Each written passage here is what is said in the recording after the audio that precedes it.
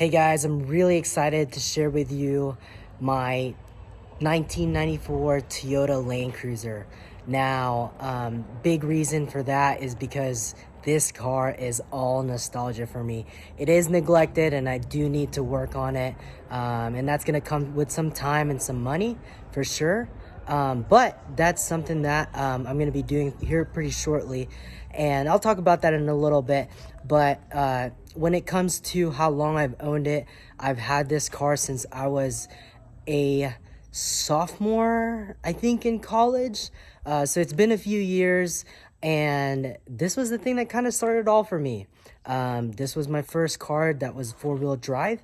I remember just coming home from the gym or coming home from school and just getting lost in my backyard here in Southern California, and this is what I would take. I just practice lines, practice off-roading, and just getting everywhere.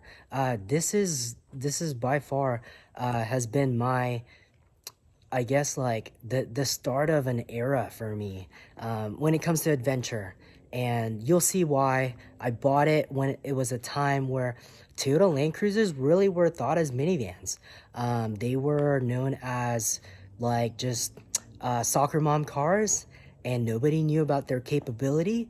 And something special about this one was I did my research, I knew about it, and this one's triple locked. So I ended up getting it for $3,600 at the time. It was crazy. And now I look back and seeing the prices go up on these, and the reason why is because they are more than soccer mom cars. They are amazing off-road vehicles. And you know what? They look pretty stunning if you put some wheels on them. So I think people started to recognize that fast. And so here's mine. Neglected, a little bit abused for sure, but she runs. So here she is. There she is. So I love the retro look of this thing. It just reminds me and gives me safari vibes. As you can see, my fender flare is missing there, and that's because it hit a rock while I was off-road.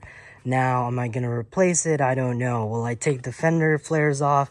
I don't know. I mean, I'll figure that out later. This is my project car, and hopefully my forever car. I've contemplated selling it because I don't use it as much, but yeah, I mean, I've kept it. So I've kept it this long, and this has been the longest car I've ever owned.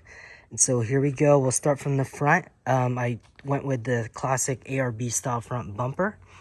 A lot less pre-runner style, a lot more overland style. I'll put on a winch there. I'll probably go with a Harbor Freight Apex eventually.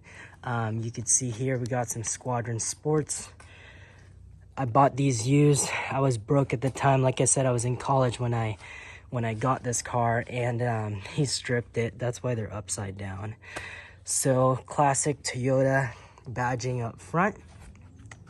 And right here we'll go to the front tire. It's got some third gen Tacoma 16-inch wheels. And then we have some Baja Mickey Thompsons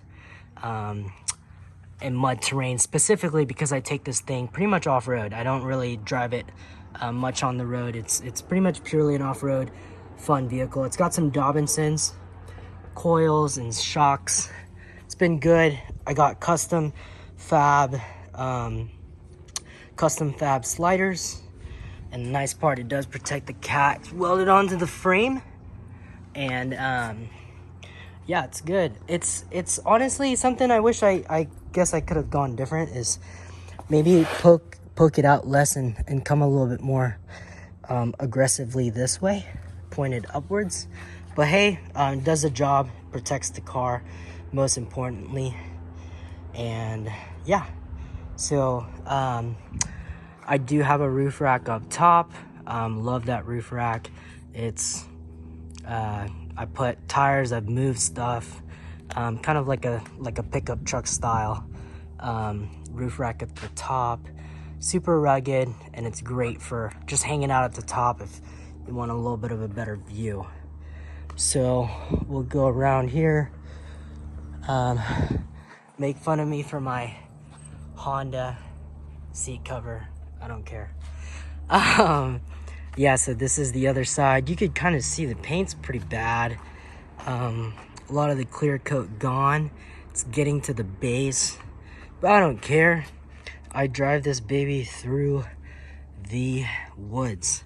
You can see some deep scratches there. Definitely used. This car I kind of abuse, and honestly, she doesn't deserve it, but the memories are endless on this thing. It's got the typical old tint in the back. I remember I lost this mirror, my OEM mirror, so I hit a trail. I hit the wall. I'd stay super close and it just broke off. So these are aftermarket, but they're good. And then my taillights are aftermarket as well. You can see there, it's got some LEDs. Got the Toyota's gone. Toyota emblem, part of it's gone. The Toyota emblem right here is gone. And yeah, so we'll do a quick video with. Here's the back of the Land Cruiser. Love the safari windows. Yeah, sometimes I wish this side does kind of pop out like going, but hey, this is pretty good too. I'll settle for it. And then here in the back, I love the fact that it separates the top portion and then the tailgate portion. My dad is who uses this truck. He uses it to tow a bunch of stuff. It's been really reliable for him, which is good. No issues, except for starting a little bit can be a little tricky.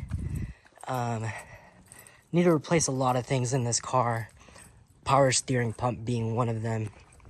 I just put on a whole bunch of new ball joints, and you can see the tie rod ends are brand new, which is sweet.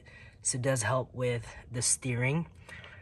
Still a lot of play for an older car, but hey, you know, it's kind of to be expected. You can see the power steering leak there.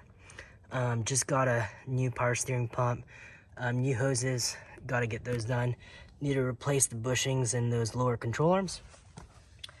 And yeah, so far, I mean, it's really clean. Wonder why that's leaking. So far, really clean underneath. I think even cleaner than my old FJ Cruiser, who had a little bit of surface rust. So, but yeah, this car is awesome. Worth every single penny and more. And I'm excited to continue in this project. So keep up to date, like, subscribe, comment. Love to hear your thoughts on this car, what you think I should do. Next plan is to put a rear bumper in the back. Sorry, I was pointing and wasn't looking at the camera. Get a rear bumper in the back. Keep this pretty basic, but very overland vehicle. And then build a platform in the back of here. Take out the seats and yeah. So I hope you like it. Make fun of me for the Honda. I don't care. It's a seat cover. It's pretty.